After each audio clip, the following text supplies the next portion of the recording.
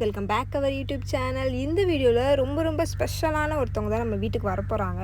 So அந்த டே எப்படி போச்சுன்றதை நம்ம இந்த விளாகில் பார்க்க போகிறோம். மறக்காமல் என்னோடய சேனலும் நீங்கள் சப்ஸ்கிரைப் பண்ணிக்கோங்க, பக்கத்தில் இருக்க பெல் ஐக்கானையும் கிளிக் பண்ணிக்கோங்க. இப்போ வாங்க வீடியோக்குள்ளே போகலாம். காலையிலே அப்பா போய் பீச்சில் போய் இந்த இறாலாம் கொஞ்சம் வாங்கிட்டு வந்துட்டாங்க. இன்றைக்கி வாங்கின இறா வந்து கொஞ்சம் பெரிய சைஸ். அது உள்ளே இருக்க அந்த நரம்பை மட்டும் எடுத்துட்டா நம்மளுக்கு வந்து டேஸ்ட்டாக இருக்கும். அது ஃபுல்லாமே க்ளீன் பண்ணிவிட்டு குழம்பு செய்கிறதுக்கு என்னென்ன தேவையோ இதெல்லாமே நான் ஒரு பக்கம் ரெடி பண்ணிகிட்டு இருந்தேன். நாங்கள் வந்து அன்றைக்கி ரொம்ப அதிகமாக செய்யலை. பிகாஸ் நாங்கள் வந்து சிக்கன், மட்டன், அப்புறம் சீ ஃபுட் இந்த மாதிரி நிறைய வாங்கி செய்யலாம்னு நினச்சோம். பட் அவங்க வந்து ரொம்ப அதிகமாக எதுவும் வேணாம், சிம்பிளாக பண்ணாலே போதுன்ட்டாங்க. அதனால நாங்கள் வந்து மட்டன் குழம்பு, எறா தொக்கு, ரசம், சாப்பாடு இந்த மாதிரி மட்டும் செஞ்சு ரெடி பண்ணிகிட்டு இருந்தோம். மட்டன் செய்கிறதுக்கு ஃபஸ்ட்டு நம்ம மட்டனை நல்லா வேக வச்சுட்டாலே நமக்கு ரொம்ப டேஸ்ட்டாக இருக்கும். அந்த ப்ராசஸ் வந்து ஃபஸ்ட்டு எங்கள் அக்கா பண்ணிட்டு இருந்தா. கொஞ்சம் இஞ்சி, பூண்டு, மிளகு, சீரகம், சோம்பு இதெல்லாம் கொஞ்சம் நச்சு போட்டு நம்ம வேக வச்சா ரொம்ப சீக்கிரமாக வெந்துடும். அது இல்லாமல் ரொம்ப டேஸ்ட்டாக இருக்கும். ஸோ அந்த ப்ராசஸ் தான் இப்போ நீங்கள் பார்த்துட்ருப்பீங்க. அப்படியே ஒன்று ஒன்றா பார்க்கலாம். நல்லா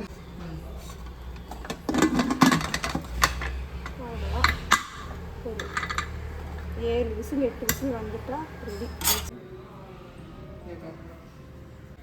இந்த கடாய் தமிழ் புத்தாண்டுக்காண்டி முதல்ல இதெல்லாம் வாங்கணுமே அப்படின்னு சொல்லிட்டு இந்த கடாயும் அந்த பால் குண்டான், பாப்பாவுக்கு பால் காய்ச்சறதுக்கு பால் குண்டானும் தமிழ் புத்தாண்டாண்டிக்கு வாங்கிட்டு வந்தோம்.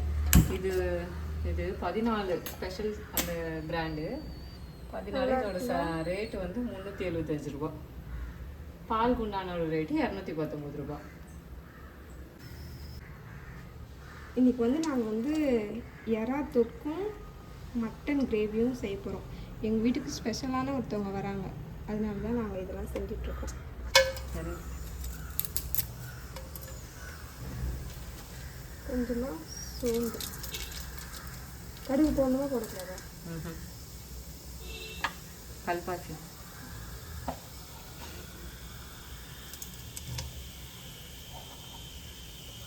எங்கள் வீட்லேயே ஃப்ரெஷ்ஷாக இருக்கிற கருவேப்பிலை தண்ணி போய்க்கோ மேலே போடும்.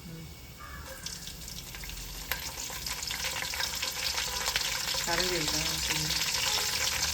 மரக்கரண்டி எடுத்துக்கோங்க. பத்து கரண்டி.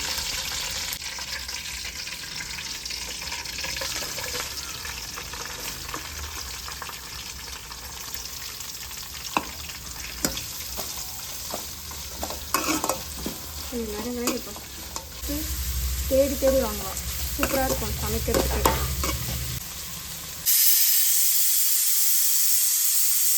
வெங்காயம் நல்லா வதக்கிட்டு நெக்ஸ்ட்டு வந்து தக்காளி, பழுத்த தக்காளியாக வந்து வதக்கிக்கணும்.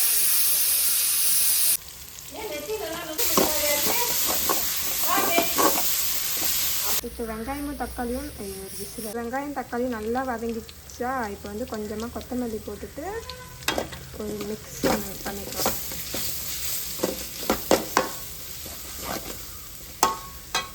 இப்போ நம்ம ரெடி பண்ணி வச்சுருக்க இந்த எறாவை க்ளீன் பண்ணி வச்சுட்டோம். இந்த எறாவை வந்து இதோட சேர்த்துக்கிறோம். எல்லாமே பெரிய எறா.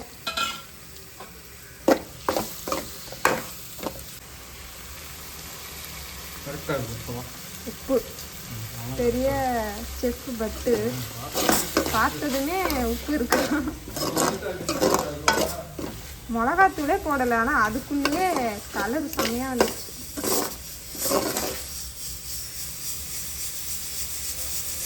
கொஞ்சமாக இப்போ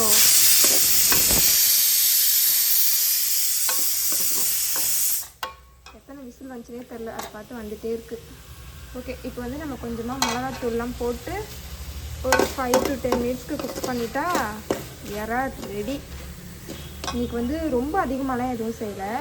எறா தொக்கு, அதுக்கப்புறம் மட்டன் கிரேவி, அப்புறம் ரைஸ், அது மட்டும் தான் இன்றைக்கி செய்கிறோம். எல்லாமே செஞ்சுட்டு இந்த மிளகாத்தூள் பாருங்கள் எவ்வளோ பார்க்கவே செம்மையாக இருக்குல்ல கலர். இது வந்து நாங்களே வீட்டில் ரெடி பண்ணி அரைச்சோம். கடையிலலாம் நாங்கள் அடிக்கடி வாங்குறது இல்லை. ரொம்ப வருஷமாகவே எங்கள் அம்மா ஃபஸ்ட்டு இந்த மாதிரி தான் ரெடி பண்ணி அரைப்பாங்க. இப்போ வந்து அதை அப்படியே நாங்கள் கற்றுக்கிட்டு நாங்கள் அரைக்க ஆரம்பிச்சிட்டோம். தேவையான அளவுக்கு கொஞ்சமாக, ஏன்னா ஆல்ரெடி காரமாக இருக்கும் நம்ம வீட்டிலே ரெடி பண்ணுறதுனால, அதனால் கொஞ்சமாக மட்டும் மிளகாத்தூள் ஆட் பண்ணிக்கிறேன். இதுக்கு முன்னாடி நான் வந்து உப்பு போட்டுட்டேன், அதனால லாஸ்ட்டாக பார்த்துட்டேன். எறா தொக்கு பார்க்கவே செம்மையாக இருக்குல்ல.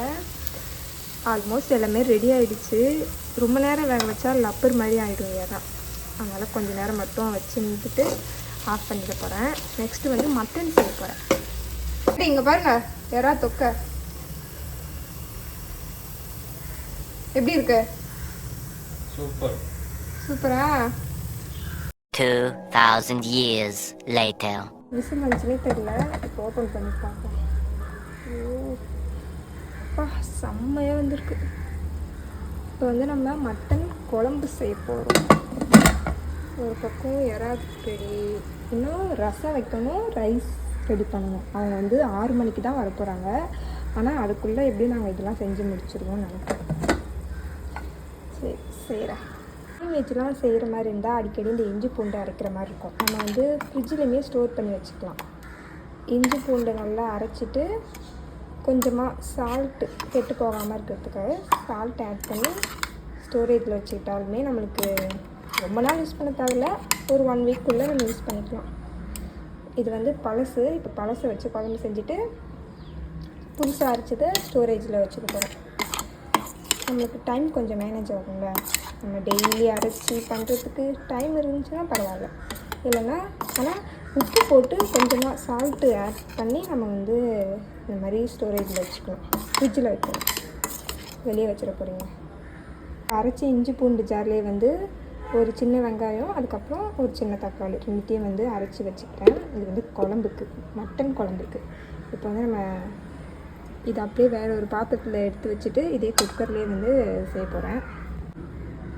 நம்ம ஆல்ரெடி வெங்காயம் தக்காளி அரைச்சி வச்சுருந்தோம்ல, அதுலேயே வந்து கொஞ்சமாக புதினா கொத்தமல்லியும் ஆட் பண்ணி அரைச்சி வச்சுட்டேன். இப்போ வந்து இது வந்து மட்டன் வெந்த குக்கர் தான், அதனால் அதுலேயே வந்து இப்போ நம்ம கிரேவி செஞ்சிடலாம். ஃபஸ்ட்டு ஆன் பண்ணிக்கலாம். ஆன் பண்ணி நல்லா காயிட்டோம். கொஞ்சமாக இல்லை, நிறையாவே ஆயில் சேர்த்துக்கலாம். மட்டனுக்கெலாம் வந்து நான்வெஜ் கொஞ்சம் அதிகமாக சேர்த்தது நல்லாயிருக்கும். நம்ம எடுத்து வச்சுருக்க இலை, இந்த பட்டை இதெல்லாத்தையும் ஆட் பண்ணிக்கலாம். சோம்பு ஆட் பண்ணிக்கலாம். அது கூடவே இந்த கருவேப்பிலை,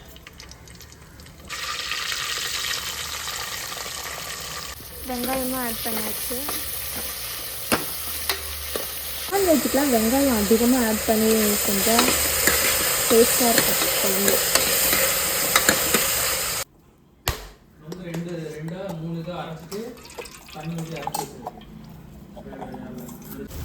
தக்காளியும் நல்லா வதங்கிடுச்சு. இது வந்து கொத்தமல்லி புதினா போட்டு மிக்ஸ் பண்ணிக்கலாம்.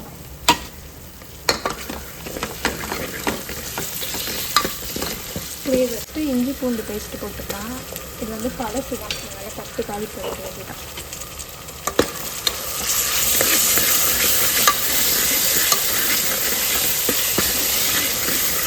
அந்த வாசனையே செம்மையாக இருக்குது.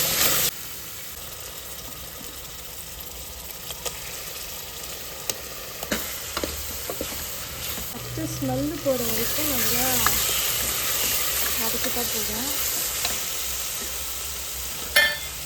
நெக்ஸ்ட் வந்து கொஞ்சமாக மிளகாய், கொஞ்சமாக ரெட் சில்லி, வேக வச்ச மட்டனை இதோட ஆட் பண்ணிக்கலாம். மட்டன் வேக வச்ச தண்ணியுமே நம்ம ஆட் பண்ணிக்கணும், ஏன்னா அதுதான் நிறைய சத்து இருக்கும். அதனால் அப்படியே இதில் ஊற்றிருப்பேன்.